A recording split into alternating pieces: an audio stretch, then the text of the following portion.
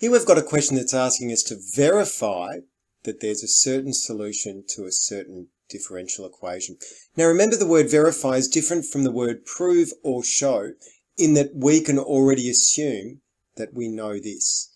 So what we can start doing when we have a verify question is, first of all, we're going to find y, the derivative, and then the double derivative so that we can substitute it in. So that's our first step to take.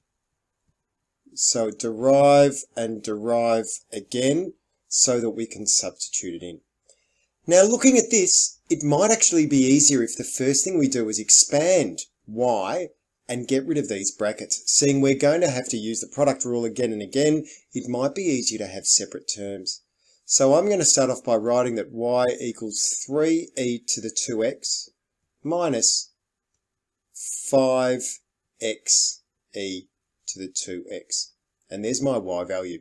Remember, now I want to find dy dx. I want to derive it, so later on I'll be able to substitute it in.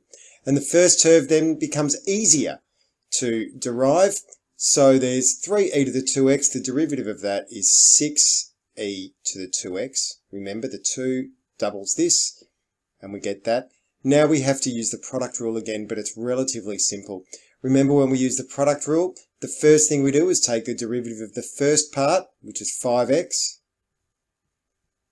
and then we write the second part straight out, and we add that to the first part, not with the derivative, and then the derivative of the second part. So we get that. And then we're going to clean that up and get rid of all the brackets to have as few terms as possible. And so we'll end up with e to the 2x minus 10xe to the 2x. Then we're going to derive that again to get our double derivative.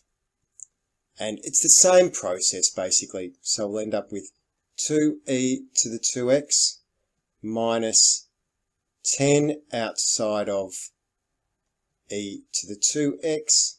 And to that we're going to add 10x times 2e to the 2x. And once again, we'll clean that up as well. And now we end up with a term for y, a term for our derivative, and a term for our double derivative, or an expression for each of those. And these now will be substituted in to our equation to find out whether we can verify that this all equals 0. To do that, what I'm going to do is substitute all of these into the left-hand side of the equation and hope that the left-hand side of the equation will come to 0.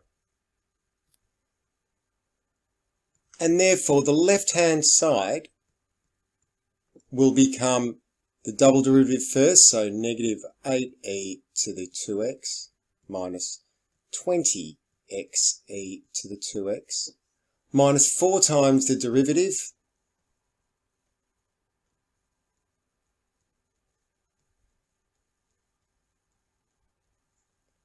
plus 4 times y.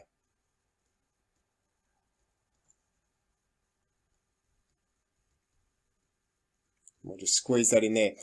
And we need to equate that. The first thing you'll notice is that every single term has e to the 2x. And that's pretty handy because e to the 2x can't equal 0.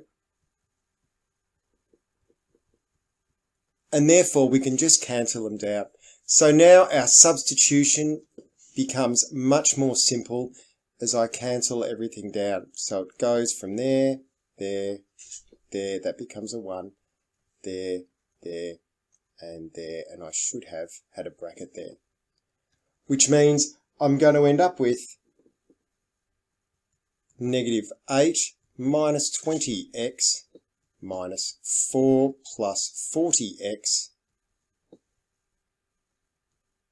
plus 12 minus 20x. And that's the left-hand side again. And I want this to equal 0. So looking at our unit terms, let's put them all together. So the left-hand side equals negative 8 minus 4 plus 12. So that's 0 plus negative 20x plus 40x is positive 20x minus 20x is 0x, which equals the right-hand side as required. And now what we've done is we've shown, or we've verified, our solution for our given differential equation.